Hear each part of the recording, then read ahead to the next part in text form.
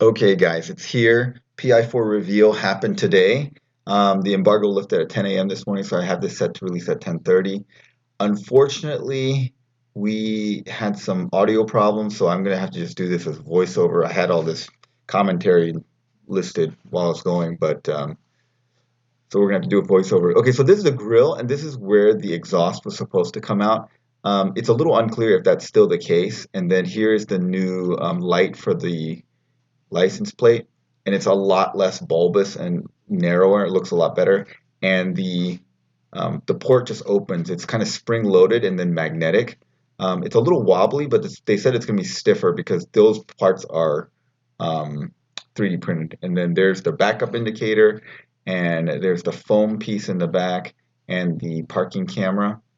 And those side sheets on the rear wheel, those are from CPC. That's the foam piece, really, really stiff. It doesn't have any give to it, really.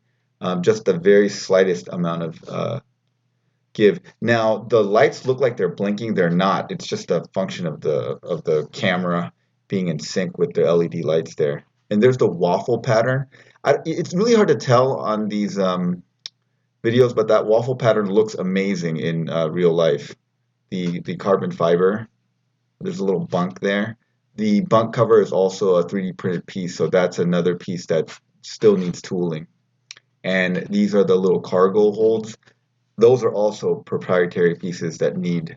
They're the production intent geometry, and that those are the parts that are going to come out, but those are one-off parts as well. And then here's the solar panels. I thought initially, because these look so good, that these were the glass panels, but the hatch and the roof are still um, polymer, and it's only the hood that's glass. And then when I went back and looked at it, you can tell. And again, like it's hard to tell um, on the camera, but that carbon fiber looks amazing in the sun. It's really nice. Okay, so here's the interior. The interior bits are all done. The seats are production. They have the tooling done for the seats, so that part's done. I sat down in it, and of course, comfort is very personal. I thought it was very comfortable. I usually like a little more lip in the front there to give a little more thigh support because I feel like I'm kind of slipping off sometimes. That's how I feel about most car seats. And then I wish that they had a little more lumbar support. Um, the this is a cool feature where there's a box in there, so some storage, but also you can put your phone in there, and there's a charger in here. So the charging port's on here, so you can plug the cord in there, and then it latches to a little holder here, and you can have the plug come up through here and just drop the phone on there to keep it charged. And then the cork piece, there was a lot of people wondering if the cork piece was going to just soak up fluids that spill and be hard to clean up. No, it feels very smooth, and it's got some kind of finish on it that's water impermeable. There's the document holder, airbags, the UI. We'll go through the UI in another video. And then these are the screens for the side view. Here's the visor. The visor looks like it doesn't go to the side, but because of the shape of the roof, I'm not too sure you even need side visors that much anyway. And then there's a speaker grill. And if you look here, a cool touch is it says CPC right there on where the side windows bolt in, and it looks like the side mirrors and camera can easily be swapped out later. That piece that I was always wondering what it was, turns out that's just the floor mat.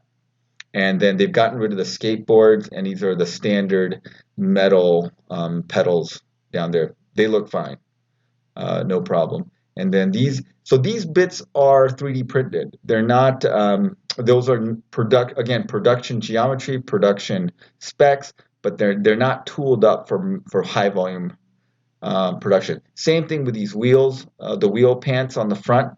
These are again production geometry, and they're still subject to a little bit of change because the high volume tooling has not been done for them. And the swivel works, but they didn't want to demonstrate the swivel because the swivel mechanism they said was a little flimsy, and they thought that might be an issue. Again, the blinking of the smile here, that is an artifact of the camera and the LEDs. And here's the LED headlights. It's very, very bright, and then the sides are The other ones are for the high beam. So this is the low beam, and then the others are the high beam. So they can so you can have high beam and low beam. This is the only glass solar panel, and when you look at it, it's perfect. It's flawless. There was a little bit of delamination on the hatch, and that's because that's the old polymer, and you can see the little um, star glass there. Yeah. So overall, the vehicle looked amazing. The CPC parts fit perfectly.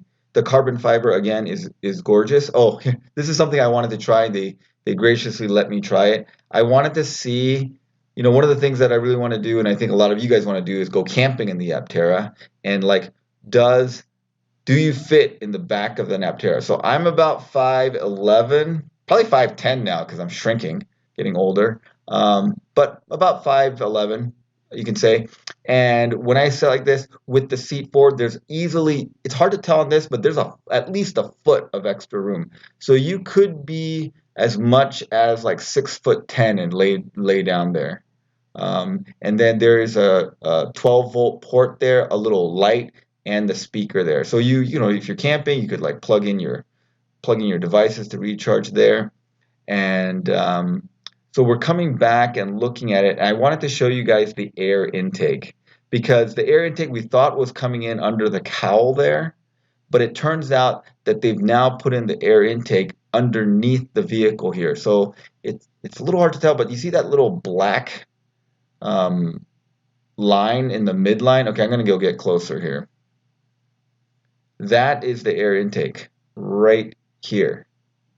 Okay, so I'm trying to get closer to it, and actually my phone is touching, and my phone is about a little over 6 inches long, and so the ground clearance at the midline is about 6 inches, and you see the air intake splits into two. There's a radiator on each side, so it splits the airflow in two. The radiators on each side, and then that grill is the air exhaust area.